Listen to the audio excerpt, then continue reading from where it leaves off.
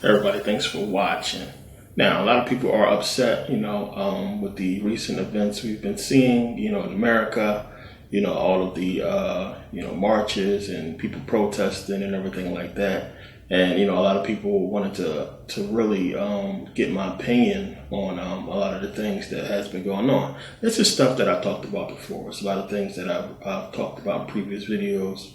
I mentioned in a video about the trap set for black people, about how we would keep seeing this stuff. And a lot of videos I talked about how we're going to keep seeing the racism played out, the whole agenda of divide and conquer, of separation. So we see these things, we see the numbers, we see the statistics, and we see the same things repeated over and over again, and we still keep falling for the same argument. So the thing is, when you look at it, you can see that the media has been showing so many black people being killed by cops, unarmed black people, innocent black people, people who basically shouldn't be arrested or treated the way they have been treated by police officers. So you get the argument on the other hand. You get a lot of white people who will say, well, more white people are being killed by cops than black people. And, black people will say, okay, yeah, so join us. This is exactly what we're saying. It's not so much that it's just black people being killed. It's what the media is showing, only black people being killed. But when you say to a lot of these detractors, people who have a problem with black people marching and black people saying, stop killing us, a lot of these so-called, racist white people, because, anybody that has a problem with a black person saying, don't kill us, is clearly racist. When you say to them, okay, well, you're talking about numbers that show you guys being killed more than us, fine. March with us, understand where we're coming from, and join us in us saying, we're tired of the police brutality. We get silence. Instead, we get more numbers. We don't get a solution. We get more numbers. Well, black people say that, that we are not, killing each other as much as white people are killing each other, or the numbers are not that much of a big difference. You get cops that say that, well, the reason why they shot and killed the black man is because they feared for their life. They were scared. And you get people who try to justify cops killing black people by saying, well, you have 90% of black people who are killed in the black community, they are killed by other black people. So you have more black people killing white people than white people killing black people. So, these white cops are scared. They are justified in their killing of unarmed black men, which is crazy. So when you look at the numbers, and these numbers are put out here so that we have this debate and have this argument, when you look at the numbers again, the numbers show that 71% of cops, 71% of police officers that have been killed in America was killed by white men, killed by white people. So the numbers show that cops should be more scared of white people than black people, because black people don't have a history and a huge record of killing cops, killing white cops. So the numbers isn't the problem. It's people looking at the numbers and thinking whatever they want to think. The numbers is not the issue. What does black people killing black people have to do with an unarmed black person being killed by a cop? With a dude trying to sell DVDs, or a dude who is not resisting arrest, who is fleeing, being shot in the back? What does that have to do, with black on black crime? You can't make that connection. It's something that's put out there to cause an argument. Now, we can look at the numbers further and say, well, 85% of white people that are killed in the white community are killed by other white people. So the numbers are not, that far apart. We are a smaller group of people in America, African Americans, and you have the larger group with such a high number. We can look at the black community and say, well, it's poverty in the black community. So much poverty. When you have that much poverty, you're going to have crime. What is the excuse for white America having such a high, murder rate, against each other? Again, these numbers are put out there to cause the argument. you got to understand when you're being set against each other, it is normal numbers that you find in any country.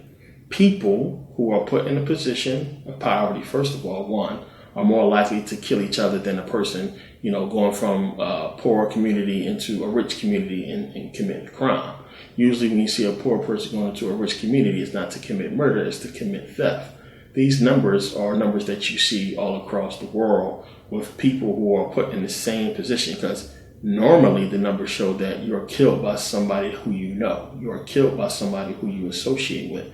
You're killed by somebody who is in your same community. It's rare that it's somebody from outside the community. So the numbers, again, are put there to confuse people and to cause this debate and to not to get people to look at the overall problem. And the problem is you have too many unarmed black men being killed by police. You have too many people being killed by police officers. So we got to understand when we're being set against each other, and what we are seeing from the media and what we're seeing on social media are things that are put there to cause a reaction. So we have learned from Theo E.J. Wilson, who was internet sensation, and he basically put up videos that's really getting into this whole issue with race. He's known for basically infiltrating neo-Nazi groups and hate groups and everything online.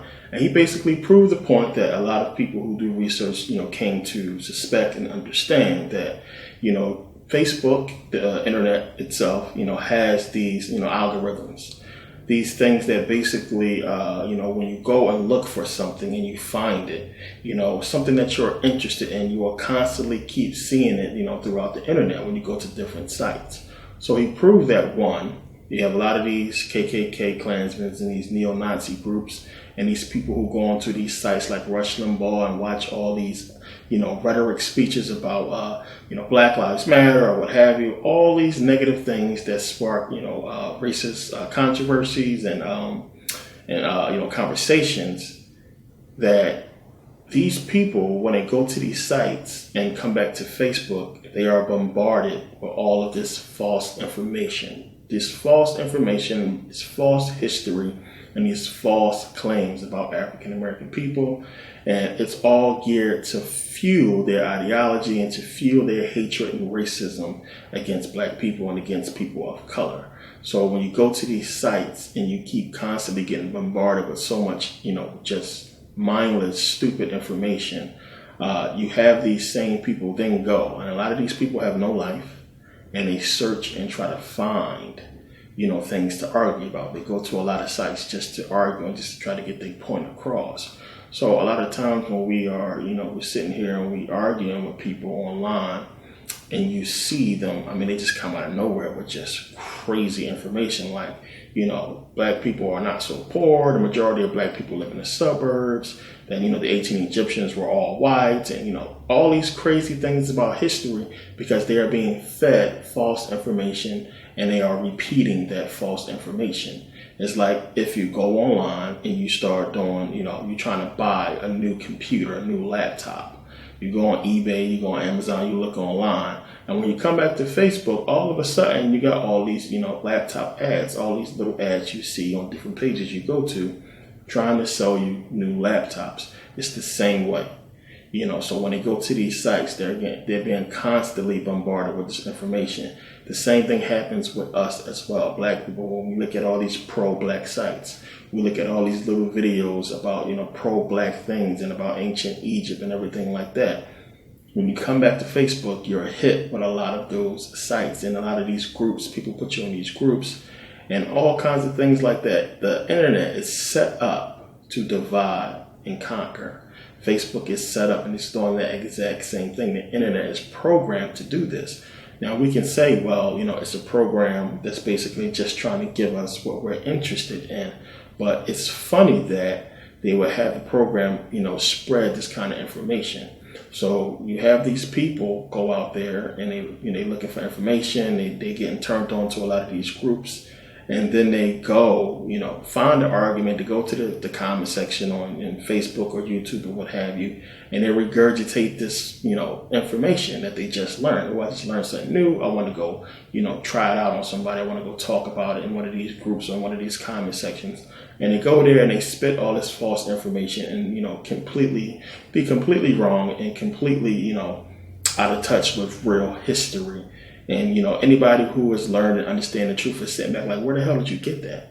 And this has happened to me numerous times. I get people who say the most outrageous things. And I'm like, who the hell taught you that? Where are people getting this kind of information from? You get a lot of racist white people who are fed these statistics. And you have people who really believe that black people was taking over, that Latinos are taking over America, and that, the white numbers are dwindling, and that, we're somehow trying to wipe them out of existence. And you get a lot of people who really believe that they are fighting for the fate of the white race. And anybody who gets into this kind of ideology falls into these hate groups, and they are bombarded with these things. And if this is all you're looking at online, when you come back to social media, this is all you'll get in your timeline. You'll get friend requests from people who share the same thoughts as you. You'll get passed around the same negative information, the same false information that people then go and regurgitate and continue the argument. It's all geared towards separation.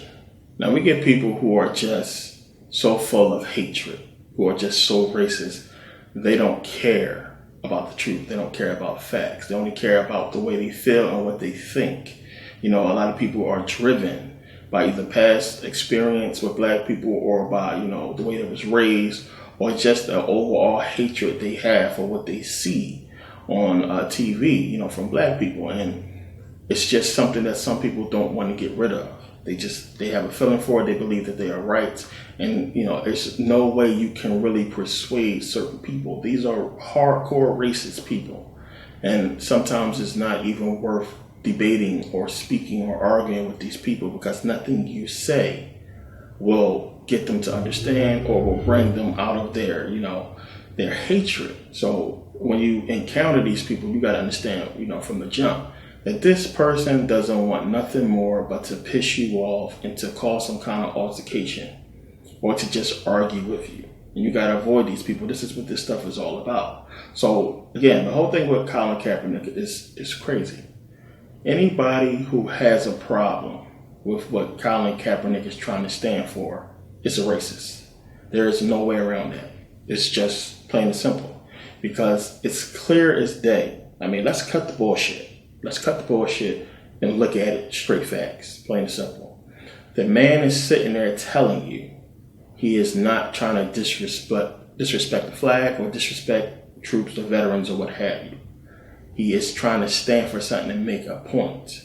So the whole thing is, let's say you're cool with an entire family. One of the members is your best friend. You're cool with his entire family. But his brother, you have a problem with, because his brother beats women and disrespects women. Now, you stop talking to his brother. You stop being cool with his brother.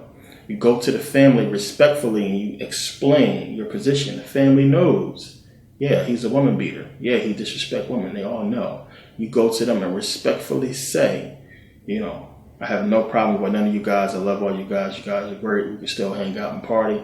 But I have a problem with him. I have a problem with your brother. I can't deal with him because I don't like the way he's treating women and how he disrespects women. I've asked him repeatedly to stop, to change his ways. He has not done so. So until he does, I'm not speaking to him. I'm not dealing with him.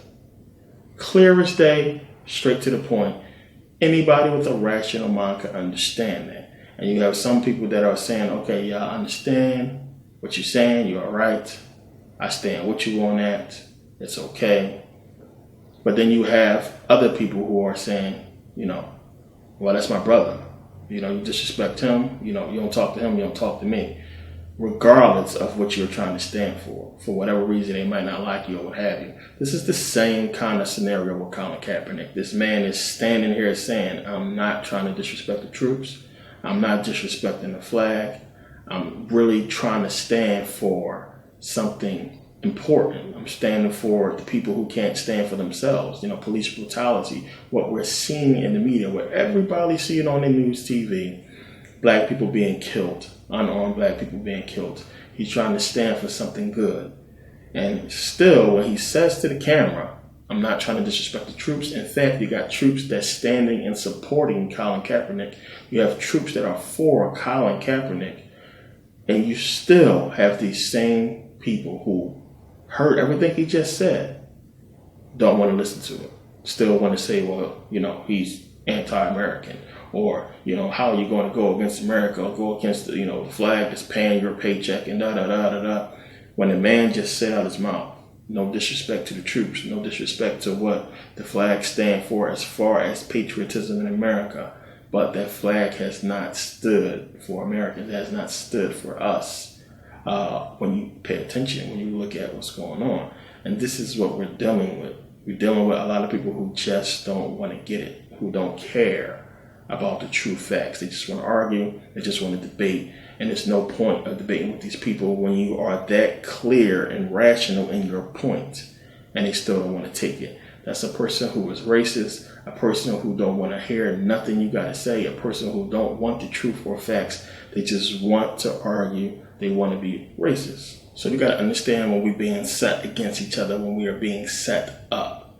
You got to understand a lot of these people who they get to come on the news to, talk on CNN, black or white, to try to put this information out there are being paid to keep adding fuel to the flames.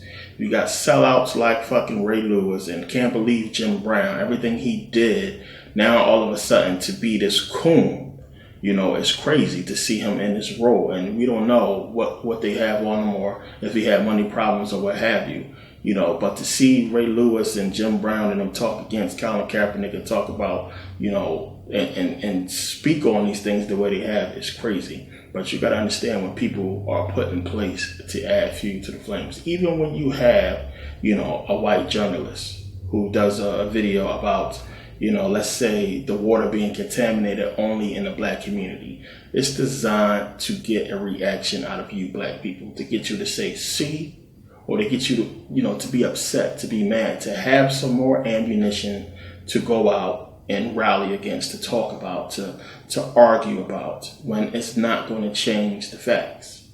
All the stuff being put out there, these people, these CNN correspondents and Fox correspondents, and these people coming on Fox News and coming on CNN and getting paid to race bait. They're getting paid to keep the argument going. And you got to see this and understand it for what it is. No matter how much of a point that a person makes about the oppression of black people or the oppression that we have suffered since slavery or what have you, all of that is adding to the argument. And then you're going to have another white person come on and say something completely stupid and reckless that's going to add to the argument. Nothing's going to get done. It's going to be an argument, and that's that.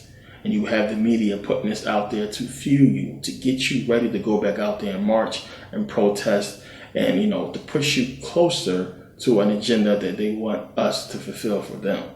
So you got to understand, what this stuff is about. And as I always talk about, you got to be a student of history and look at history to understand the present and understand where they want us to go. So these people don't forget. The powers that be don't forget. They don't forget history like you do. They understand. They don't deal in all these stupid numbers and everything. They deal in facts and what they know. They don't have somebody there trying to bombard them with constant information and visualization and mental stimulation to change their attitudes, to change their ideology. They know what they're doing. They have an agenda. They have a plan, and they know the past. So this is what that is about. And I talked about this before, plain and simple. They don't have very many defeats. You could probably count them on one hand, the defeats that the powers that be have. What they understand and remember is that it was unity that defeated them on multiple occasions here in America. And this is what they do not want to happen. It's things that they are passing and things that they want to do that if we united and looked at, they won't be able to do. Unity is what defeated them. You go back to the Revolutionary War. black and white soldiers, black and white people coming together to free America from King George III. And of course, you're going to have black people that say, well, while black people was fighting for the freedom of white people from King George III, we were still slaves. But you have to understand history. You got to understand, one, it was only 13 colonies. They didn't control all of America. They didn't control the whole thing. And you had the North, which was free. And of course, you had the Confederate South, which slavery was going on down there. They didn't control the Confederate South. The Confederate South, because they wanted to free the slaves, seceded from the Union and basically wanted to keep slavery going. Then you got to remember that Vermont separated from New York and abolished slavery, which led to 1804, almost all the states being against slavery and for the abolishment of slavery. We got to understand, even Thomas Jefferson talked about it. This is something that they wanted to do. It's a fact. I know a lot of black people was filled with hatred, but you got to understand, part of the plan for the American Revolution was to abolish slavery from the start. The problem was you had a lot of people who had invested interest in the South who was making money off of slavery, and it didn't go as fast as they planned. But the plan was to abolish slavery. You have to understand that. You can't let people take away the fight that we put up for our own freedom. The people who died for the freedom of black people. You can't let people take that from you or try to downplay it as if it's something that, we shouldn't have done. We're talking about our freedom from slavery. Plain and simple. And the Revolutionary War was a step towards that. And of course, the Civil War accomplished that goal. But black people fought in both wars. And don't let people take that from them and take it from us as if we don't deserve some kind of credit for our role we played in freeing ourselves from, slavery. But you got to look at the whole thing and understand what's taking place. Of course, you're going to have people that's going to say, well, Lincoln only freed the slaves because of some kind of obligation, some kind of way to bankrupt the South or what have you. Or Lincoln only freed the slaves to keep the Union together. Understand, one, the Union consisted of black people as well. There was a lot of free black towns in the North. Philadelphia, Baltimore, New York, Vermont, Delaware. So many places had free black towns. I talked about this in the previous video. So it wasn't just white people. You had a lot of free black people in the North who was a part of the Union. So it wasn't just for white people. It was, as Lincoln said, I need to save the Union. If I have to free slaves to do so, I will. If I can keep slavery going to save the Union, I will. The point is that, one, if the Union falls, the South has all the money. So they can afford to go and take the North and re-enslave everybody. So the Union must be kept together. This is something you got to understand. A lot of people don't want to get that because a lot of people have been brainwashed by a lot of the stuff that has been put out there to try to downplay what Lincoln did. Now, when you study what Abraham Lincoln did and what he talked about, you can understand, one, when you read between the lines, his plans was genuine to free the slaves. To me, after studying the man for years and reading, so much about him, yeah, it was a part of his plan was truly to free the slaves. And when you look at history and what took place after that, it's just clear to anybody who wants to know the truth. Anybody who wants to fall for the bullshit and to have something to argue about is going to, find something to argue about. But the facts still remain. So a lot of people say, well, this is part of racism, white supremacy, and this was done to create a new form of slavery, which we're into now. You need to understand the facts. Pay attention and look at what has happened and what's going on. And I've been trying to explain this so many times, but a lot of people are just not understanding. So I'm going to explain again.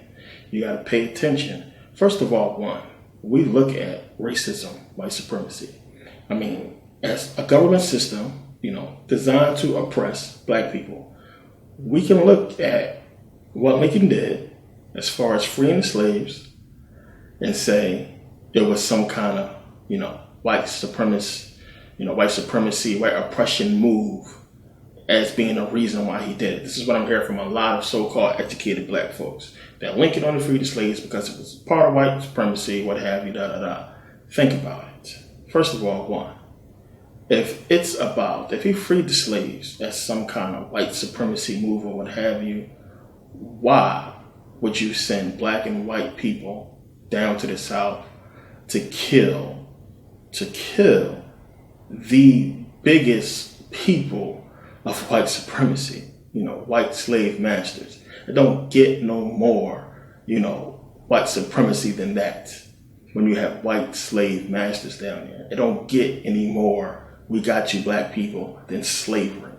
So you can't sit there and say, it was some kind of ulterior motive for white supremacy that Lincoln freed slaves. That doesn't make sense. It doesn't make sense. First of all, he got his head blown off after that. Slaves were freed January 1st, 1865. Lincoln was killed 4 months later. He was killed 4 months later after he got his head blown off. So you got to look at the situation and say, well, wait a minute. This couldn't have been a part of their plan, because it doesn't make sense for racism, white supremacy to free us from bondage as a part of racism, white supremacy. Now, after we were free, what did Lincoln do next? He gave us a bank. You're going to tell me that that's a part of racism, white supremacy? We got a bank. Lincoln said, you know what? These soldiers, these free black slaves, going to need a bank, because he understood economics. He understood how we would have to grow in this country. So he passed the law. He signed into law in March, I believe it was March 4th, the Freedmen's Bank. We got Freedmen's Bank. He signed into law, and we got a bank to grow our wealth. Does that sound like a part of racism, white supremacy? And by the way, he got his head blown off about a month after that. So think about it. It's not some kind of conspiracy that the slaves were free, because we were truly free then. And we had a bank. We had our own bank that basically blew up. Had 30 branches around America that, amassed a lot of wealth from black people. And you got to think about it. One, when you have so many black business owners back then who had an influx of new workers, especially who had, workers who had labor skills, who had experience. You had a bunch of white people for hundreds of years that's been sitting on their ass and have not really been working, having free labor down in the South. You had some of those white people who were smart, who came up north to actually get experience and learn how to work. But when you had these black people being free in the South as well now, they had all the skills. And if you had any kind of money down there, you can hire a bunch of black people and outbid anybody, and you have a workforce that can get jobs done, twice as fast as anybody else. So you had a lot of black businesses that was on a rise, that was coming up, and that was making a lot of money. You got to understand what having a bank as a black community, as a group of black people, means economically. This was a huge deal, and Lincoln got it done. So I get tired of this whole, Lincoln argument. I'm sick of it. I get tired of it. The man did what he did, and it resulted in black people being free from slavery. And you got to understand, that took unity. That took unity in so many different instances where you have black and white people fighting against oppression.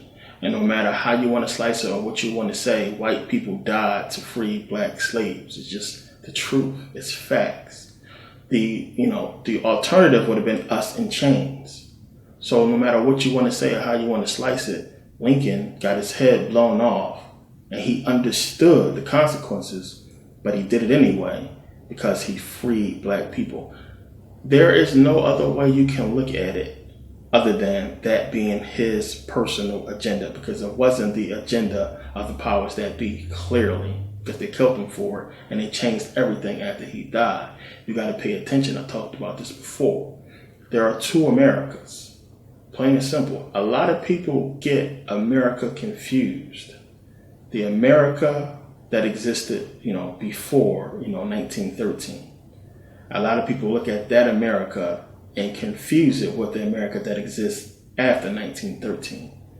And it's a big difference. The America that existed before 1913 was when black people were on the rise. Things were getting better. When you look at the direction that black people was headed in during that time and the wealth we was generating and growing, things were getting better. There wasn't so many systems in place to hinder us. When Lincoln freed the slaves and gave us a bank, it was truly so that we can grow wealth and prosper. We had land. In so many different cases, we owned land. And you got to pay attention to what was going on around that time and the fact that everything didn't change until the powers that be completely took over. And when you pay attention to history and look at history, you can see exactly how this stuff breaks down. So we had the Freedmen's Bank. We had this bank, and you had, in 10 years after slavery, you had black people, accumulate almost $60 million in wealth in 10 years, which is a ridiculous amount of money back then. $60 million almost. I believe it was $57 million. That's a lot of money to have. Now, when Lincoln signed the charter, when he signed into law for this bank, the bank was given a charter, and there were rules that the bank cannot give out any loans. This is another thing that tells you that Lincoln was genuine in what he was doing. He understood that if these bankers could loan out money, what they would do. He understood about the whole fractional reserve banking and what was going on with the banking system, the whole reason why he printed the greenbacks and everything. He understood this. Another hint to the fact that this man was legitimate in his freeing the slaves, accepted, was no ulterior motive. So he gave a charter, couldn't put out any loans. The bank can only invest stocks, bonds, treasury notes, investments or what have you, to grow the wealth of these black people. Plain and simple. It was smart. And Lincoln thought he would be alive to oversee this, that he might be alive long enough at least to grow it to where it could be transferred in the hands of black people. The problem was the board of trustees, the people who sat on it was about 50 white men. And most of them, if not all of them, were in the hands of the Rothschild, in the pockets of the Rothschilds, I should say. And a plan was put together after Lincoln was killed, to basically destroy that bank, of course. So about 2 years after Lincoln was killed, after he was assassinated, you had the bank, Freedmen's Bank, move from New York to Washington, D.C. Starting to make sense when you think about it. If you know history, you see what's coming. So the bank was moved. And then you had these 50 boards of trustees fight and argue with Congress to change the charter. Why? Because if they change the charter so that the bank can now loan out money, they can take this money and make outrageous, careless investments. And that's exactly what they did. They made careless investments. Some of these bank owners were presidents and managed other banks. They have presidents of other banks, they manage other banks. So when these other banks made bad investments, they could just loan themselves money from the Freedmen's Bank, the black people's bank. And this is what was going on. And, by the time, 1874 came around, it was too late. They tried to bring in Frederick Douglass to revive the bank. He invested some of his money to try to get him to basically, fix things. But Frederick Douglass, because they basically was going to use him as a scapegoat, obviously, and try to blame everything on him.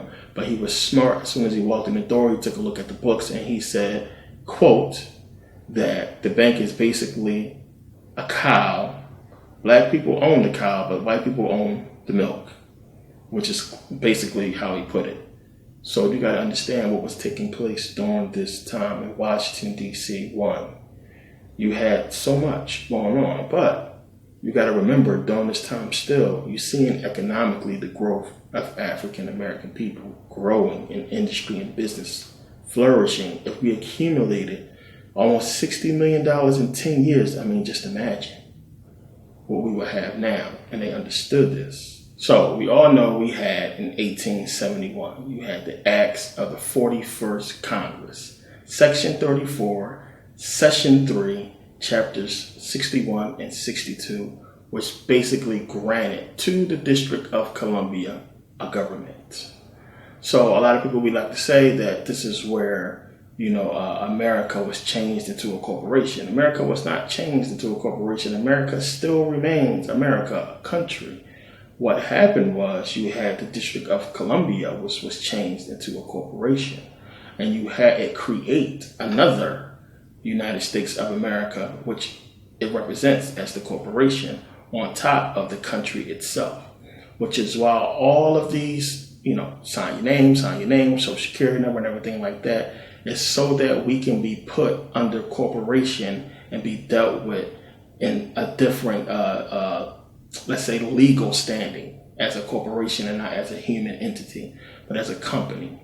So all this was done for that. So this is what all the social security number, birth certificate stuff you have been seeing all over the internet is all true. This is what that stuff is all about. So when they passed this law without any constitutional backing, without any constitutional rights, they did this. So it's completely against the Constitution. It's something it wasn't supposed to do.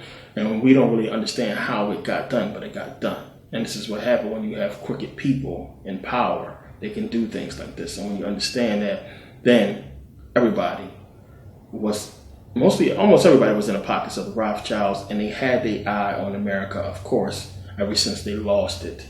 And this is what you got to understand, as I said. We were flourishing, things were going good until 1913, when we had the Federal Reserve Act passed, and it's when they really got their hands on the bank, which really is what really changed everything in America.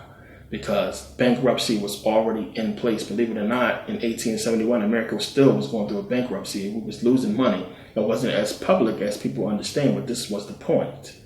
To bankrupt the country, to cause a collapse in 1913, to get the bankers to come in and set up these private central banks.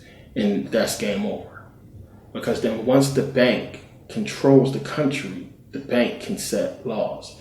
Again, I put it up there 1,000 times when Alan Greenspan came on public broadcasting, I believe Channel 12, and basically told you, I don't understand what's wrong with people. He said it, that it doesn't matter who the president is. He can't basically control or change anything that the Federal Reserve does. It doesn't matter what the relationship is, he said. He said it very arrogantly. Because what? If the bank forecloses on your house, the bank owns your house. You can't then walk into the bank and start bossing people around because they own your house. They own that place. If they come into your house, you can't boss them around. It's theirs. So how can we do anything against the Federal Reserve when it's the Federal Reserve that owns the country? We are still in bankruptcy to them. We still are paying debt to them. So you got to understand, when all this stuff was done, their first goal was to basically, of course, dismantle Freedmen's Bank. And they did so. They crashed it. You had all these people these bankers or the people who was managing the bank make, as I said, a bunch of crazy investments, and the bank went under. And that was it. Why didn't they give it another charter? Why didn't they bail it out? Why didn't they fix it? Of course, they wanted it gone because they understood how powerful it was. And then you got to understand how many people had absolutely no clue that it ever existed, because they tore down the building and built another treasury building in its place. And we had later on a congressman or senator, I forget who it was, who recognized what happened and renamed it Freedmen's Bank. And this is history.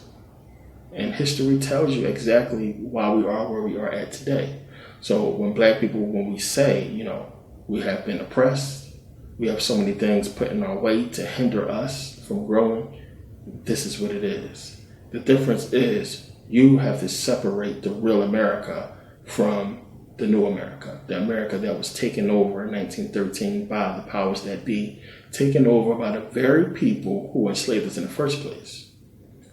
Plain and simple, this is what you got to understand. You can't put that America with this new America now. And you see what happened. Them, basically collapsing the Freedmen's Bank was the beginning of the real oppression of African Americans after slavery. Everything kept happening after that. So you have Freedmen's Bank go under 1874. You have, of course, you can go back and forth between, you had Garvey. Garvey seen the truth. Garvey was like, man, we're not going to get nothing done here. It's a setup. We need to go to Africa. Everything is there anyway. It's ours anyway. It's way more wealthy than America. Let's go to Africa. They had to stop that. Plain and simple. We had Black Wall Street. And Black Wall Street, even though you had the collapse of the bank Freeman's Bank, the blueprint was out there. And you had black people who had understanding about economics, and they understood, well, okay, all we got to do is do this all over again. Let's get black people together. Let's put our money together. We still got some money. Let's pull our resources. Let's get this town together and let's grow. And that's exactly what they did. Now, what happened after that? The powers that be, the same people who dismantled the Freedmen's Bank, dismantled this bank. The KKK is a part of this whole thing, and they have been a part of it for a long time. Talked about this before, how the KKK and the Masons and the Shriners all in cahoots together. When you pay attention to who they serve and what they are about, and they are about disrupting. The simple fact that they stand for the oppression of black people and the hatred of black people, and how they have historically and notoriously been known for lynching and killing black folks, shows you that nothing that they say is going to come out their mouth that's going to be for black people, only against. So there's no reason of even talking to these people. Now, I know it's hard for people to separate the two because we associate, America with America. But when you understand history, you can see exactly what happened. It doesn't make sense for Lincoln to free the slaves. And then, that be the agenda, a crooked agenda of the powers that be. Doesn't make sense. They wanted us in chains, clearly, because they wouldn't have fought if they didn't want us, in chains. It doesn't make sense for that to be an agenda of the powers that be, freeing the slaves. Clearly, Lincoln went against what they wanted to happen. Because then, why would you free the slaves if that's what they wanted? And then, destroy the bank that Lincoln gave us, destroy Black Wall Street, destroy us trying to leave America and go back to Africa. This tells you there's a different plan. That the powers that be clearly, as I talk about in many videos, understand who we are and what we are capable of in our real history and origin. And they understand that any type of advancement by black people is going to result in their downfall. We drive the consciousness of the planet, plain and simple. I talk about this all the time. They understand what we are, what we can do. And that's not to get all spooky, but it's clear as day that everybody follows what we do. History shows this. We can see this everywhere we go. If you travel the world like I do, and you go so many different countries, and you see people trying to live a hip-hop lifestyle, trying to be cool, trying to use our words and dress like us and be like us, you can see clearly what it is. And it's crazy, as we talk about in America, that you have people who seem to love our culture but hate us. And that has to be some kind of brainwashing, some kind of mind trick for people to do such a thing. And that's exactly what it is. But when you go back and you just look at history, we can see step by step exactly what happened. Lincoln was killed, the bank was stopped, and everything happened after that. You had the powers that be regain control of the country after they lost it. Revolutionary War, and then the Civil War when they wanted to really get it back, hoping that we would lose. The War of 1812, of course, 1814 or whatever the year was, I believe it was 1812. And because Napoleon was, the Rothschilds or England was still fighting Napoleon, we won that war. And you got to understand, when you look at history, so much that was going on for these people to try to take back America, them trying to get back into the bank under Andrew Jackson, and Andrew Jackson kicking them out and basically getting rid of the private central bank, for decades. And they didn't recover for a long time. So, all this stuff fits. It's all in history when you understand history and what's taking place. And we can go back and look and see clearly. Freeman's Bank go under. Every move black people has made ever since then has been thwarted. It has been thwarted. Our leaders have been killed. We have been oppressed ever since then. Laws have been made. Things have been put in place to hinder us. And it's clear. You can see it's right at this mark when the powers that be took back control that they kept us oppressed. So you have Black Wall Street. You have Marcus Garvey, the fall of Marcus Garvey. We have the Jim Crow era, the whole civil rights movement. We have all of these things that we can see that every time black people try to grow and rise, we are oppressed. We are met, with walls, with hatred. We are met with laws and rules and things that hinder us. We are met with so much to keep us from growing. If you understand the power of a bank and what we could have achieved with that bank, you understand clearly, again, as I said, the plan was for us to grow. And economically, we would have been able to do that, and they completely stopped that. So, it's just something I want people to really look back at and think more clearly about. People always talk about the 4th of July and everything like that. And I always say, yeah, you should celebrate America's independence, because if it wasn't for America getting its independence, the slaves wouldn't have been free. And you can feel whatever kind of way you want about that. It's the truth. Yeah, we were enslaved during that time, but the people who were trying to free us did not have full control of the law and of all of the territories to free us. But we can see immediately steps were made. 1777, right after they got their independence, 1777, we see the beginning of the abolishment of slavery. We see that Thomas Jefferson wrote in the Declaration of Independence that they took out the fact that they hated slavery, they wanted to get rid of slavery. So I tell black people, one, you can celebrate the 4th of July. You can feel about it any way you want to feel about it, but don't disrespect all the black soldiers who back then, when you think about the condition that they was in, because we now in the future, you feel the way you feel, but you got to understand that black people fighting these wars, yes, think about how they felt, and think about the fact that they sacrificed their life for us, so we can sit here and argue about stupid shit. It was done, black and white, and this is what they fear. They understand what unity can do, and this is what they're fighting against. So we're going to continue to see, the rhetoric of hatred and the speeches and so many black people coming up saying what white people did and, cops beating down black people. Is going to continue. It's not going to stop until we sit back and understand who the real enemy is and what's going on. I don't think people understand, black and white people, how lost they are, how brainwashed they are by the media, by social media, by, the news media. A lot of people are brainwashed and they are delusional about their feelings, and they don't understand the way that they feel and the way that they think. They have been manipulated to feel and think that way. The simple fact that a lot of people are reacting off of what they see in the news tells you that they have been manipulated.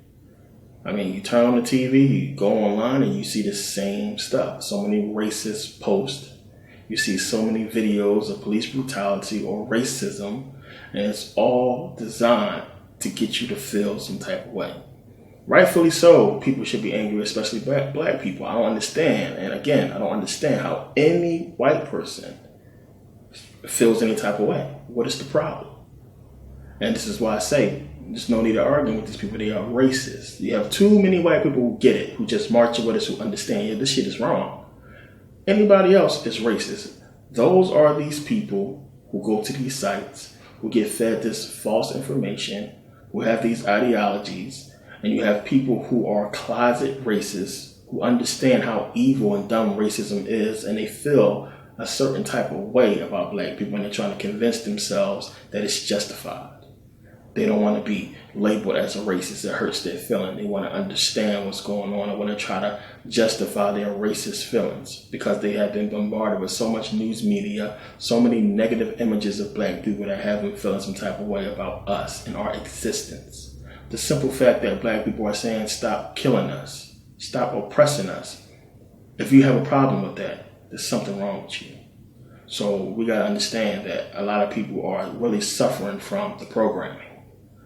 The simple fact that we marching, and I always ask people, who are we trying to get to understand us when we march? Who are we marching to? Are we marching to get the media to understand? Are we marching to get the government to understand? Are we marching to get the very people who are responsible for us marching in the first place to understand? You're trying to get the people who have spent years to get you in this position, to oppress you. They have spent millions of dollars, billions of dollars, years to oppress you, to take away your freedom and rights. And you think just because you marching, that's going to get them to say, oh, well, and change their mind. Now, if you understood history, then you can look at it and say, this shit is not going to stop. there's another move we got to make. And you have these people out there in front of the NFL headquarters, protesting for Colin Kaepernick for what? For what? I don't get it. Clearly the owners, these NFL owners, are racist. They're old. They come from an old way of thinking. And the fact that they would chastise, Colin Kaepernick or not allow him to play in the NFL because he's standing for black people, why would you want him to go back to the NFL? Why would you want him to go back and play for these people and make them more money? You should be looking at those other black people who didn't walk out, those other black people who are not kneeling. Those are the people you should be talking to. And they go to every team. I mean, it's a thing. Every time a game comes on, anybody that's putting up a fist, that's kneeling, is being targeted. And you got to understand, one, these NFL owners, they get money from the government for making sure they have a flag ceremony before every game. The government start paying extra money for that after the Colin Kaepernick incident started blowing up. And that's something that Stephen A. Smith talked about.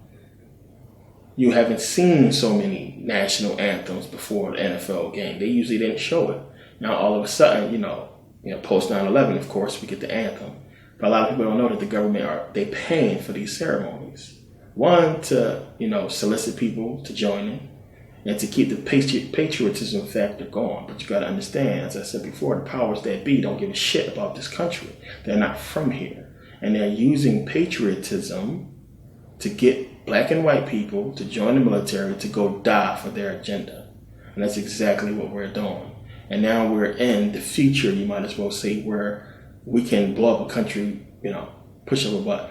They can send drones out there to light up an entire country. This is what's happening now.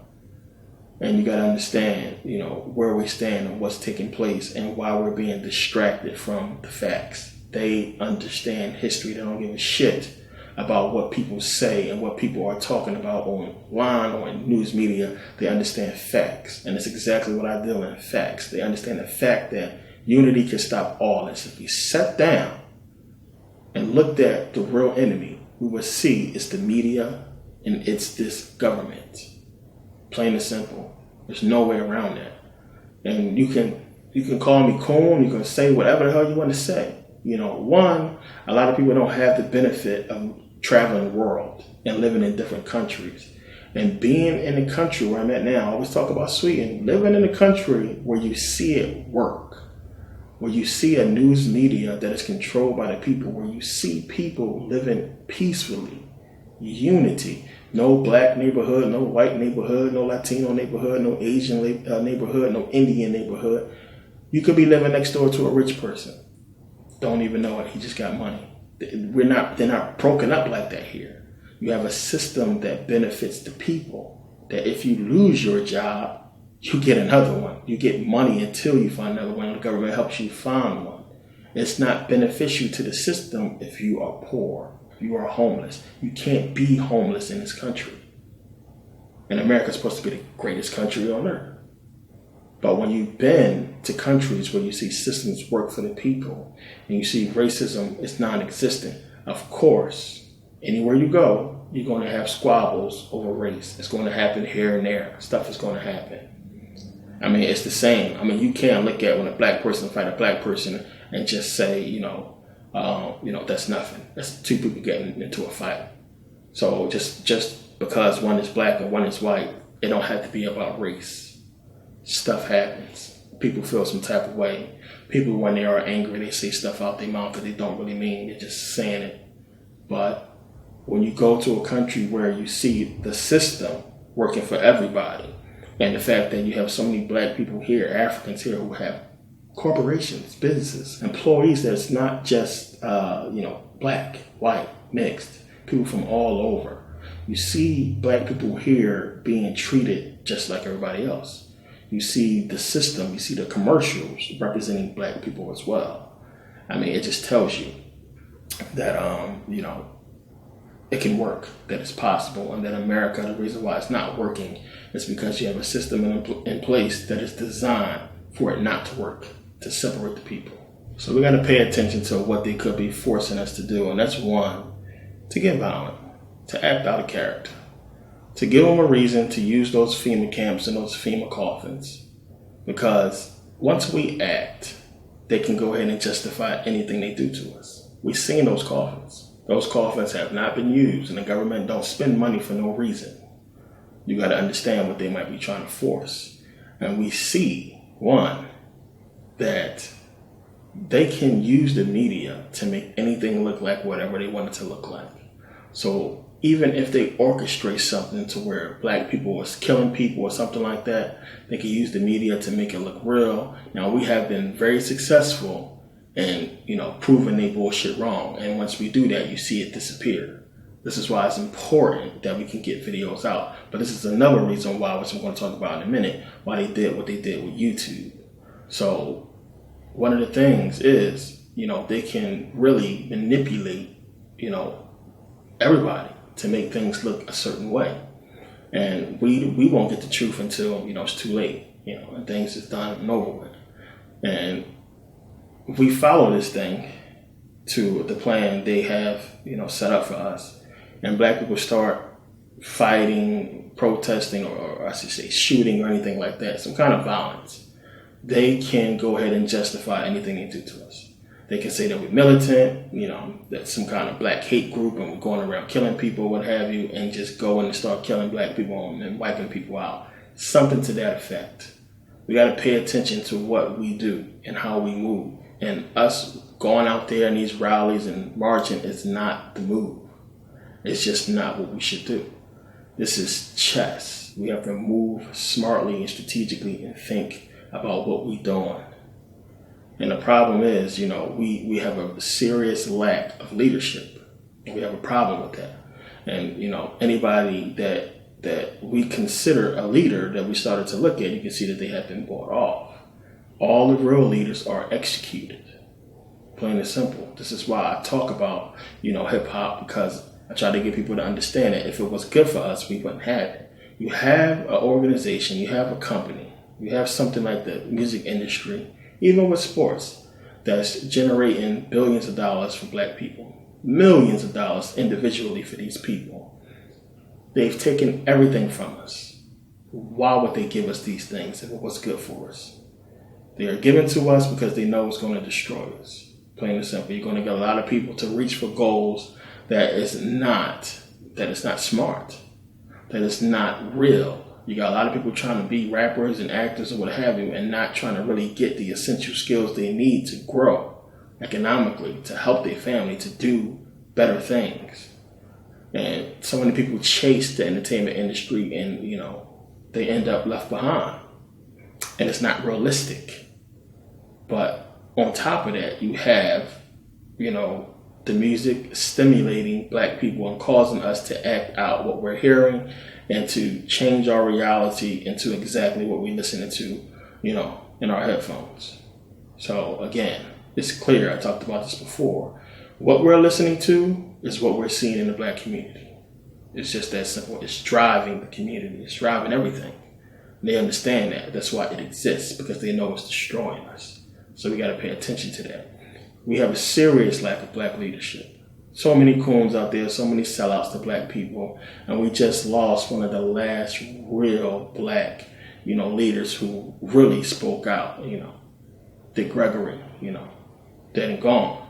And luckily, Dick Gregory had money, and a lot of people looked out, for him during the 80s, 70s and 80s or what have you, and he made good money.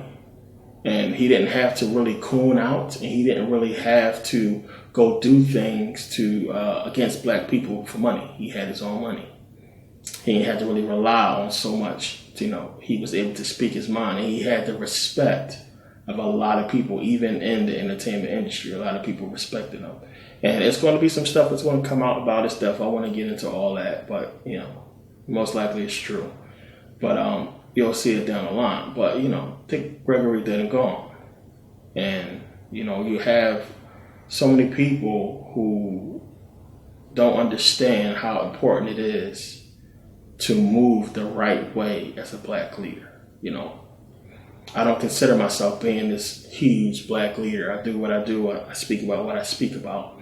And you have so many people who are caught up in this entertainment industry and what they see on TV and what they see on the internet. And a lot of people always ask me, you should do a breakfast club, you should do this, you should do interviews, and want me to step into this role that they see people do on TV. And that's exactly the opposite of what I want to do, because there's a lot of rules, unwritten rules that a lot of people don't understand. A lot of things change when you go a certain route, and I understand this, and I knew this a long time ago. But there are rules, and there are things that you should stay away from. There are lanes that you should go in, lanes you shouldn't touch. I'm not going to do what everybody else is doing. You're not going to see me doing stuff like everybody else. It's just not me. It's just not the smart thing to do, especially at this time. So, we have a lack of true leadership, and the people who are trying to help, they have a lack of support. And that's the facts. So again, we look at social media being attacked and being used as a weapon against us very subtly. A lot of people will have never picked up on the fact that social media is now geared towards fueling this race war. A lot of people didn't see that, but you can understand how it is when you look at certain things, and as I talked about, you see them pop up on your timeline, even though you looked at them outside of Facebook. That's kind of crazy when you think about it. So one of the things I was trying to do in understanding, one, when I started putting up videos on YouTube, and I talked about this before, if you get a lot of followers, you get to a certain point on YouTube, you can make money off of YouTube. YouTube will pay you for the ad space. Because one, they're going to put ads on your video anyway in the beginning. So they might as well pay. You might as well get paid for it. So you have a lot of people who was getting paid off of YouTube. They suckered in a lot of people. And before you could put up anything that you want, I foreseen this coming. I knew it wasn't going to last. And I said it. I said, this is not going to last. No way it's going to last. Because when you understand that the consciousness of America, the consciousness of black people, and a lot of people have been awakened due to YouTube, due to the internet. There's no way they're going to allow us to keep doing this. And I seen it a long time ago, and I knew it was going to happen. I got into place my program, my system, to combat that. So what they did was they dropped the bomb. And now, when you put up certain videos, it's automatically flagged by YouTube. Some videos get completely taken down off YouTube. Some videos get flagged and demonetized to the point where now, as I said before, you have a lot of these people who want to be leaders, who want to speak out, who want to be truthers and talk. They have to now decide whether or not they want to get paid and feed their family, or they want to not put out the truth. Either you're going to put out the truth and not feed your family, or you're going to put out something that's content friendly, user friendly, or they have another name for it, but friendly to the people that's giving you money, to put it like that. You have to make a decision. And this is what they forced us into, and I've seen it coming, which is why I wanted to create a new social media site to combat that. Because when you take a stand, when you separate from all this bullshit and do your own thing, and you start bringing everybody to the new thing, they don't have a choice but to act right. And this is what people haven't done, because YouTube is everything. You try to go against YouTube and do something different, that people are going to say, oh, you corny, you just trying to rip off YouTube. But I understood, one, black people, we need our own platform where we can speak the truth and we can put out all the content we want to put out and not have to worry about, it being censored. Not have to worry about them not giving us money or not making money off of things that we put out. Because one, if you are getting support for what you're doing, if people are supporting what you're doing, you have people who subscribe to your channel who say, I want this content, I want to see it. There's no reason why they should not allow that to happen. So you really got to think about how sneaky that is. You got people who's asking for your content and they are not giving it to them. So again, as I said, I've seen this coming, and it's one of the reasons why I wanted to start. And I didn't want to really get into all of the details, because if I get into all the details about what this site will do, which I'm working on a patent for the programming, If I got into details about what this site will do, it will be hindered. It will be stopped in some way. Some things you got to do subtly. You got to move differently. You can't be out there just because you got something big speaking about it, because we understand what happens when we do things that's good for Black people. But I have come up with a smart plan, a smart legal plan, a smart plan surrounding everything by legal loopholes and legal things that's really going to help the site do what it's supposed to do.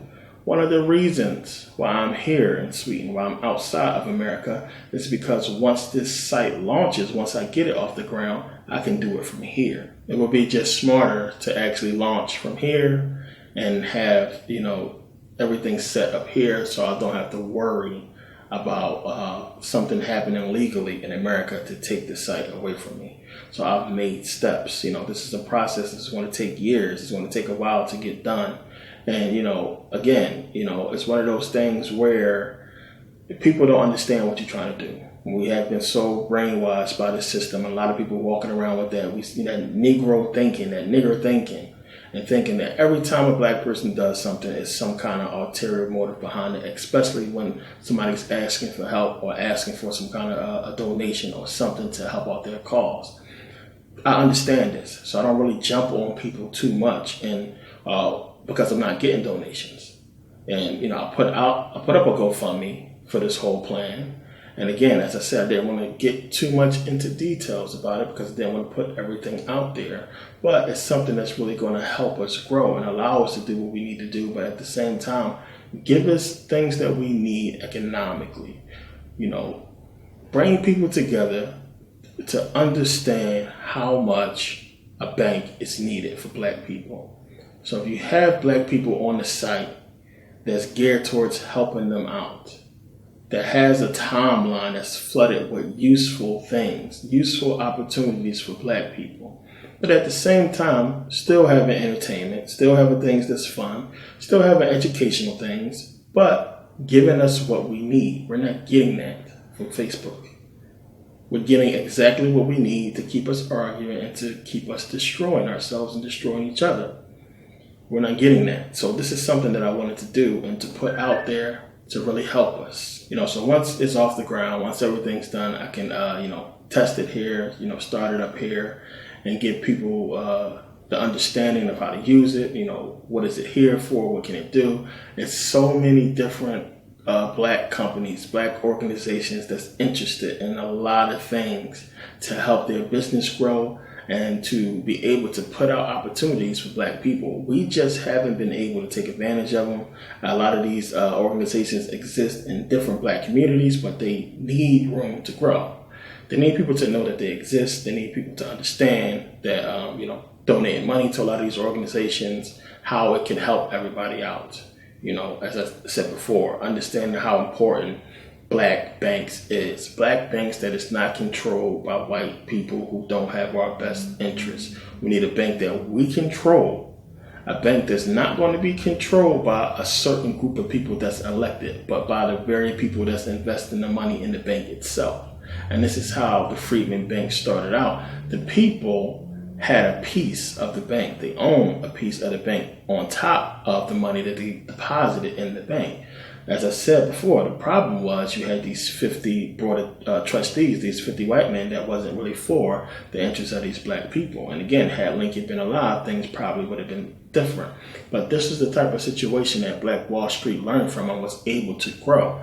We are not looking at what Black Wall Street did to grow. A lot of people are not looking at it and saying, well, we need to take this route. A lot of people are looking at it and saying, well, that was a long time ago. You got to understand. White wealth is still being generated the same way. They just got a bunch of new ones.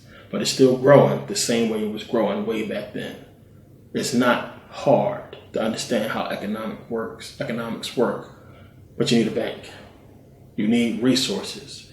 You need to understand what's important to Black people other than twerk videos and hip hop videos and a bunch of bullshit that's designed to keep us exactly where we're at. And, as I said, Dick Gregory, luckily, he didn't have to rely on people to help him out with situations. He was able to just speak his mind and put out a lot of information. And you have other people trying to do so. Even with Dr. Umar and his school, and I really like to speak on other people and what they're doing, from the conscious community. But Dr. Umar, I mean, come on. So many people came at Dr. Umar saying, oh, what happened to the school? He didn't get enough money for the school. I believe he was asking for $4 million. I, on 5 different occasions, donated money, and I'll continue to donate money. But he didn't reach the goal. He didn't get enough money. So, of course, he wasn't able to open the school. It's not some kind of scam. And again, we have been conditioned to really hate each other, to hate on black people that separate themselves from the hood, from the ghetto, and start doing something great. If it's not a rapper or actor or some kind of entertainer, it doesn't get the support. And it's crazy to see people. You have a lot of people that put up these, funny videos and put up a lot of stuff that's really not helping black people. A lot of people have GoFundMes, and you have a lot of these people getting crazy amounts of money for nothing. For what? For entertainment purposes. And it's crazy, but the people who's actually trying to help black people get nothing. And they get talked about, and they get, they buy into what people say to try to destroy them.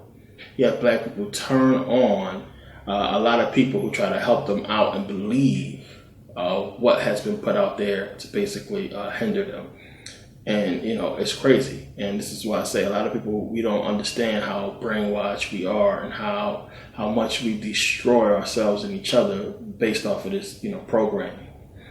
And it's crazy. So, I don't agree 100% with everything Dr. Umar puts out and that he says, but I understand the importance of that school. I understand the importance of his overall agenda and the good he's trying to do for black people. So, it's just something that, we got to look at. Now, again, with my situation, as I said before, they are censoring a lot. And some things you can pick up on me being, a computer guy. I understand, like, how they have something in place to make sure everybody doesn't get the content. Only certain content, case in point, when I put out for the Mystery School Volume 3. If you look at the amount of views for just the promo video to show people that it's out for sale, because of the video content, because the fact it has the links and everything, and it's a short video, almost like the length of a commercial, it is not being put out the way other videos are. So you see this video has over 2,000 views, just the promo. But when you look at the video, that's the preview for this video, it has over 11,000 views, meaning more people seen it, less people seeing the actual promo. Now we can say that, well, a lot of people just don't really care about the promo video, but that's weird that they don't, but they generated so much interest in the preview video. So you can see how they are not showing in the timeline or showing people any of the promo videos. And this happens with Facebook as well. I actually pay Facebook for promotion. You've probably seen it on the timeline, or probably not. But you can see how this is just a small example of how they're stopping us from being able to put out what we need to put out. This is oppression. This is how you oppress people. This is how you silence people. This is how you stop us from growing. So now, and eventually what's going to happen is all this stuff is going to be gone. My channel is going to be gone. All my videos are going to be gone. Other people's videos will be gone as well. And they're going to come up with some kind of law, some kind of bullshit to make that happen. This was the first step of that. So, of course, they're not going to allow this to continue and allow us to keep putting out this information. You can look online, you see a lot of the videos from so many YouTubers about what's going on and how, this content-friendly or user-friendly bullshit has drastically changed their YouTube channel and their situations. And I seen it coming, which is why I didn't rely on it, which is why I didn't really get into all that, because I knew it wasn't going to last. But I understood that we would need a site to do what we need to do to really put out content and pull resources, something that we can have that everybody could be on. And if we're all on this social media site, and if we're saying this is what we want, this is the kind of content that we want, this is where they have to go. This is where advertisers have to come, and they got to pay the money. And then that money we could use to fund what we need to fund. And that was part of my plan. If you understood what I was talking about, I didn't really want to get into it. But let's just say everybody left YouTube. Everybody left Facebook and went to an alternative site. They generate their money, Facebook, YouTube, what have you, off of these ads. This is how they get paid. If nobody is there, where are they going to get their money from? So all of these corporations and companies, they understand how important it is to advertise where everybody is at. Everybody is online. This is the future, people. This is how we can move. This is how we can grow. So if this alternative site has all the people now, guess what? They got to come to this alternative site and say, hey, we want to advertise here. Sure you can.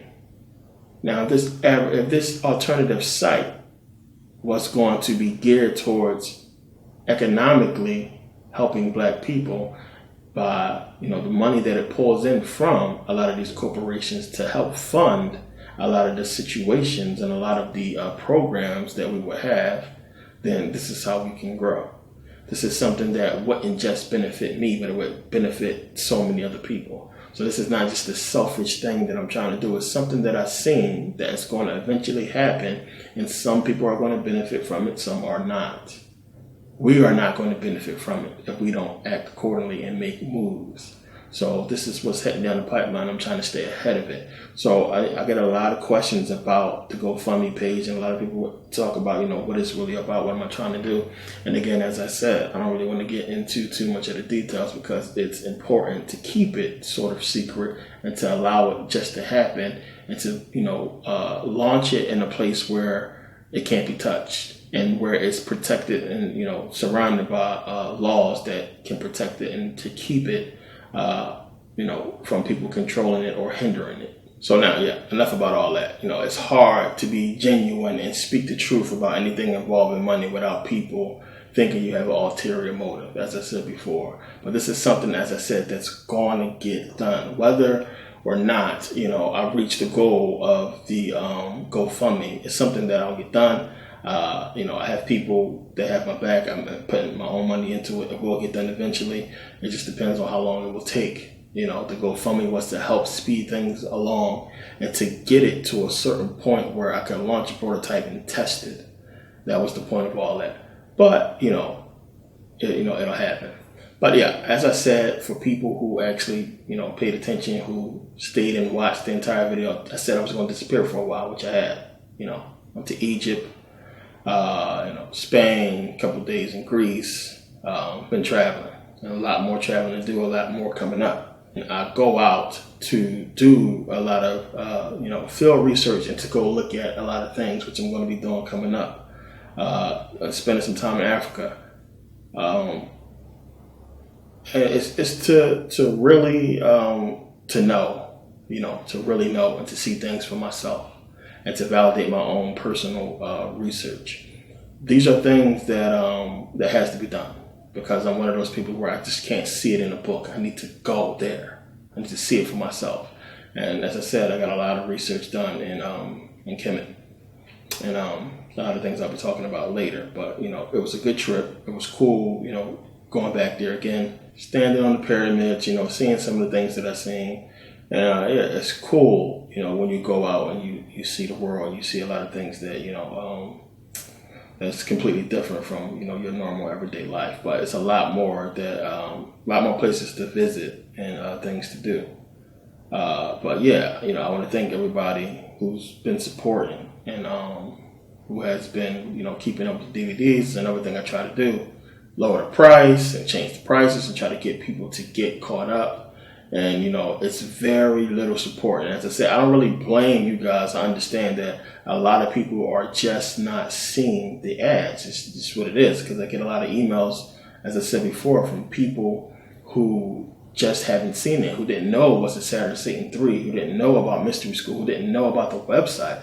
So to me, that's crazy, what they're doing to basically hinder the process and to keep, to keep knowledge from people, to keep the oppression going, because it's just crazy. There's no way the number should be where it's at, and versus the amount of people that I actually hear from.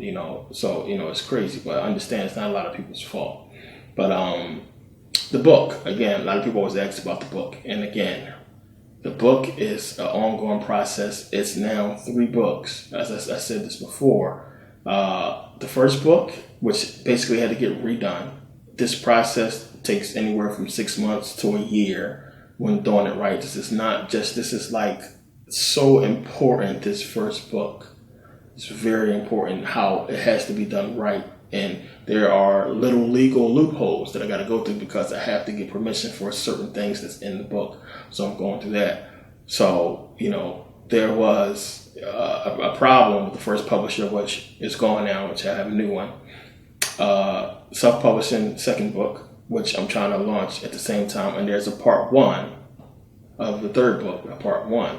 So as things develop, as I get true dates and when I really know it's really going to come out, I'll start talking about it more, start getting into it more, because it's stuff that is really going to help us out, and stuff that's really going to really help the conscious community and help people as far as getting actual knowledge that they need to debate biblical religion and to really understand facts about that. So, as I said before, I want people to have a book that they can, a go-to book that they can go into and see facts and see primary sources to be able to refute biblical religion and religion itself, to have facts and to understand about real history surrounding it, and so much more. So it will be out, and I'm sorry for the delay.